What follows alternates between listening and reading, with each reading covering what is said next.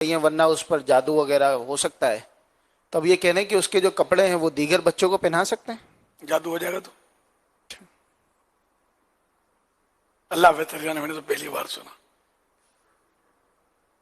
اب یہ الگ بات ہے کہ اگر بچے کی ملک کر دیا ہے، جیسے باپ نے بچے کے لیے خریدا بچے کی نیت سے، نابالغ بچے کی، اب یہ اس بچے کے ملک میں آ گیا، باپ یا سرپرست جو بھی ہو، وہ اگر بچے کی نیت سے خریدے، نابالغ بچہ یا بچی کی نیت سے، تو یہ بچہ یا بچی اس کا مالک ہو گئے. اب اس کے کپڑے چھوٹے پڑ گئے جو بھی ہے، دوسرے بچوں کو یہ دیے نہیں جا سکتے.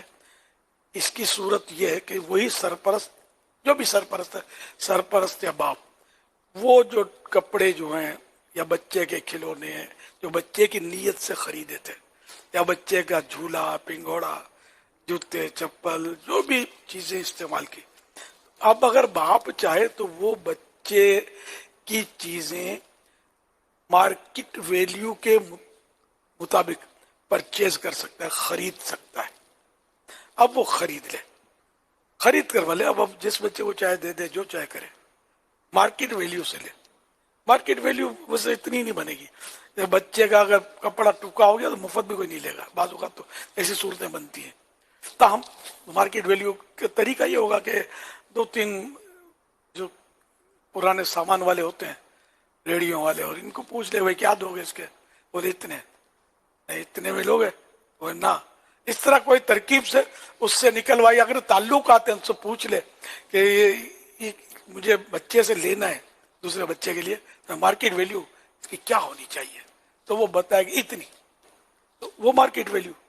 چاہیں تو اس سے کچھ بڑھا دیں کہ اچھا. تو اب یہ رقم جو بچے کی ملک ہو جائے گی آپ دیں. اب وہ بچے کو تو ذرا قبضے کا بعض اوقات وہ اہل نہیں ہوتا، بچے کے لیے یا تو رکھ لیں کہ جب یہ بالغ ہو تو اس کو دیں، یا پھر اسی بچے پر یہ بھلے ابھی بھی خرچ کر سکتے ہیں. کہ بچے کے کپڑے مثلا آپ نے اس سے خرید لیے، بچہ نہیں بولے، اس کو پتہ ہی نہیں ہے، آپ نے خرید لیے بچے کے کپڑے جو اس کا مالک تھا. اب وہ رقم آئی، اب اس رقم سے آپ اس کو چاہے تو فیڈ دے دیں، اس کی کوئی غذا میں استعمال کر لیں، اس میں دوسرا کپڑے میں اس کو کوئی لے لیں اس سے، یعنی اسی بچے پر خرچ کر رہے ہیں، اس کی دوا پہ خرچ کر دیں، تو یہ بھی صحیح ہے. خرچ اسی بچے پہ ہو اور کوئی شیئر کسی دوسرے کا نہ ہو اس میں. اتنا مشکل نہیں. اگر تھوڑا باپ توجہ کرے نا، جو مسائل جانتے ہوتے وہ کرتے ہیں توجہ، اور جانتا ہوں میں. تو کیا کوئی بھی چیز بچے کی نیت سے خریدے ہی نہیں. کوئی گفٹ بھی دے نا، مجھے بھی واسطے پڑتے ہیں، میرے پاس بھی تو بچے ہوتے ہیں نا، تو میں مطلب کیا کرتا ہوں کہ یا تو جیسے انڈرسٹینڈنگ زیادہ ہے تو بولوں گا یار میری ملک کر دو نا یار، اس نے کر ٹھیک ہے آپ کی ملک. اب میں مطلب اب آزادی ہے، بچہ بھی کھیلے، کھلونے بعض بات دیتے نا، ان کا بچہ بھی کھیلے، مہمان کا بچہ بھی کھیلے، نو ٹینشن.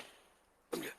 اسی طرح کوئی چیزیں کھانے کے دیا، وہ بچہ بھی کھائے تو دوسرے کو بھی کھلا دیا، خود بھی آدمی کا دل کرے تو کھا سکے، اس طرح ہوتا.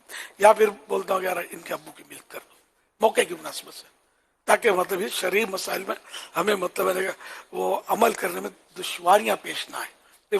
توجہ رہتی نہیں ہے، وہ واقع یعنی کہ وہ بعض اوقات دشواریاں پیش آتی ہیں اس میں. تو اتنی تھوڑا سا مطلب ذہن بنانے کی ضرورت ہے، توجہ کرنے کی ضرورت ہے، یہ مسئلے حل ہو جاتے ہیں. اب مثال کے طور پہ جھنڈے، مختلف جھنڈے اسلامی بھائی نے تحفے میں دیتے ہیں، تو مختلف میرے خاندان کے بچوں کو بھی دیتے ہیں. تو میں یہی کہ میری ملک، تعلقات میری ملک، سارے میری ملک. اب میں بچوں کو بنے دوں، اب بچوں کو بھی دیکھ کر کیا، میں ان کی امی کو مل کروں گا، اس کے ابو کو مل کروں گا، یہ کروں گا. میں اس طرح کرتا ہوں تاکہ یہ بچے پھر مکس کر دیتے ہیں. اب ایک کا جھنڈا دوسرے کے بعد چلا گیا، یہ بھی نہ ہو، پھر نشان لگانے کی پھر الگ مطلب اس کی بھی تو کوشش ہوتی ہے کہ نشان لگ جائیں ان کے، تاکہ مکس بھی ہو جائے تو اپنا جھنڈا بچے نکال سکیں. تو یہ تھوڑی سی توجہ سے ہم مطلب یہ نہیں کہ بہت ساری خرابیوں سے بچ سکتے ہیں. لیکن اس کے لیے کیا ذہن ہونا چاہیے، مدنی ذہن ہونا چاہیے، شریعت پر عمل کرنے کا ذہن. یار سب چلتا ہے، ارے مولانا لوگ یار بہت مشکل کر دیتے ہیں یار، یہ پھر تو یار اس سے تو کام نہیں چلے گا، نعوذ باللہ. بلکہ تو بات بھی بڑی سخت ہے کہ مولانا کو کیا تکلیف ہے یار جو آپ کو مشکل کر دے گا. جو شرعی مسائل ہیں مولانا یہ بیان کرے گا، اور جو انہوں نے اپنے استادوں سے سیکھا، کتابوں میں پڑھا، وہ ہمیں بیان کرے گا، تو کیا فائدہ اس کو آپ کو اس طرح کی باتیں بتا کر الجھنوں میں ڈالنا